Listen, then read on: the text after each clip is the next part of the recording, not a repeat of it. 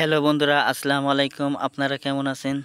আশা করি সকলেই আল্লাহর রহমতে ভালো আছেন। তো বন্ধুরা, আজকে আমি একটি গুরুত্বপূর্ণ কৃষি ভিডিও নিয়ে আপনাদের মাঝে হাজির হয়েছি। এই ভিডিওটি বন্ধুরা আপনাদের জীবনে অনেক সমস্যা থেকে সমাধান পাবেন এবং কি এটি মূলত একটি কৃষি ভিডিও তো বন্ধুরা, আপনারা ভিডিওটির মধ্যে যে উদ্ভিদটি দেখতে পাচ্ছেন দেখে অনেকেই চিনে ফেলেছেন। তো বন্ধুরা, সেই উদ্ভিদটির নাম হচ্ছে কিন্তু মরিচ গাছ।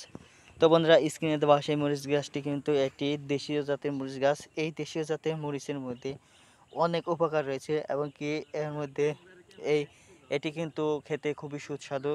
তরকারির মধ্যে যদি এই মরিচ যদি ব্যবহার করা হয় সেই তরকারিকে সুস্বাদু করে তোলে এই মরিচগুলো।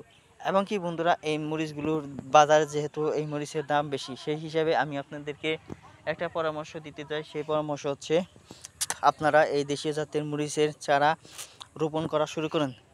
যদিও বন্ধুরা আপনাদের জমিতে নেই, যে সমস্ত ভাইদের জমি নেই, তারা যদি বাড়ির আশেপাশে কিংবা আঙ্গিনায় এই দেশীয় জাতের মরিচের চারা রোপণ করতে পারে, তাহলে কিন্তু মাত্র কয়েকটি গাছ থেকেই যদি ভালো ফলন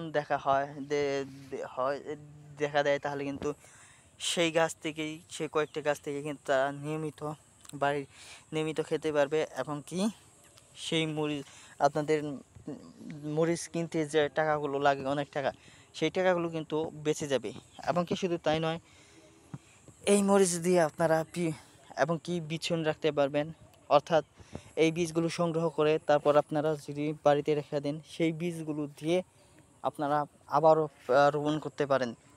তো বন্ধুরা, এই ভিডিওটি থেকে যদি আপনারা সামান্যতম উপকার পেয়ে থাকেন, তাহলে বন্ধুরা অবশ্যই আমাদের এই চ্যানেলটিকে সাবস্ক্রাইব করে নেবেন। ধন্যবাদ আপনাদেরকে।